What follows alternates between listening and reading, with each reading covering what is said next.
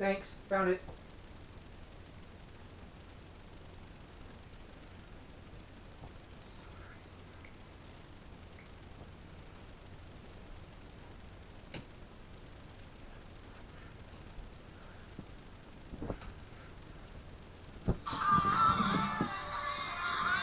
Apex is cancelled.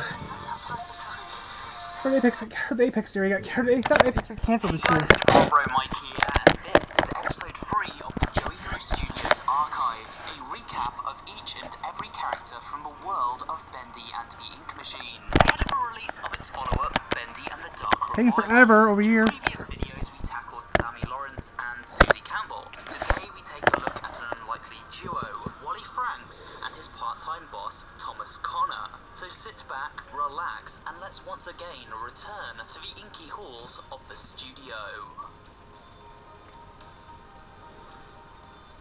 Wally Franks was a handyman at Joey Drew Studios. He seems to have been employed since the early days, with an audio recording from him first dated March 5th, 1933. Wally worked to maintain the building, keeping the power on and the floors clean.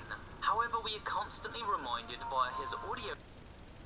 Hey guys, Super Bro Mike here, and in today's video we kick off with what I hope will become a new series here on the channel as we revisit Joey Drew Studios to take an in-depth look at some of its most prominent employees, their origins at the studio, and tragic fates at the hand of crazy creator Mr. Joey Drew. Okay. While these videos won't go too far into theory territory, they should be a good place to catch up on the character lore before the release of Bendy and the Dark Revival, and I hope for them to serve as a quick stop guide to certain key members of the studio. If you'd like direct input into which of the characters we focus on next, remember to follow my Twitter page to take part in the latest polls. As per your request on the first poll, today we venture into the Joey Drew Studios archives to look at a fan favourite, Sammy Lawrence. So sit back, relax, and let's return to the music department. You look familiar to me. That face. Sammy Lawrence was a long-time worker at Joey Drew Studios, serving as the music director and therefore senior to a very large group of workers beneath him. In fact, if we look at the Joey Drew Studios employee handbook, we get an idea of just how many people Sammy was ultimately in charge of. Sammy was in charge of creating all sound for the Bendy cartoons, not just incidental music, but also songs and even sound effects. That's a hard job.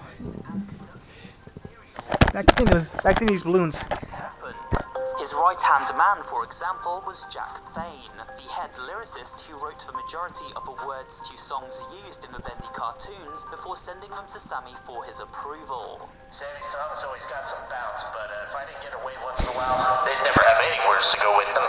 Sammy's personality seemed very unstable. He was a bit of a workaholic and became so fixated on his work and getting it done in peace and quiet that he eventually built himself a secret sanctuary, away from the drone of everyday work.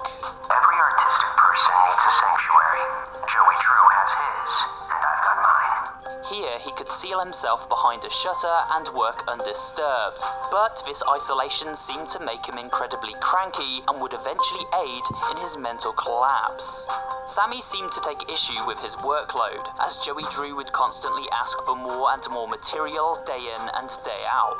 The studio was churning out Bendy cartoons to keep afloat in its latter days, thanks to the debt Joey's Ink Machine project landed it in. Sammy struggled to keep up with his workload as his staff dwindled in number. 4 cartoons almost completed. All of them needed 2 by tomorrow. Typical Joey planning. I'm working so much I'm starting to see Bendy in my sleep. Despite this, he came across as a loyal company man, someone who was quick to take Joey's word in a pinch and defend for his actions. We can see this in a newspaper clipping from the employee handbook, with the title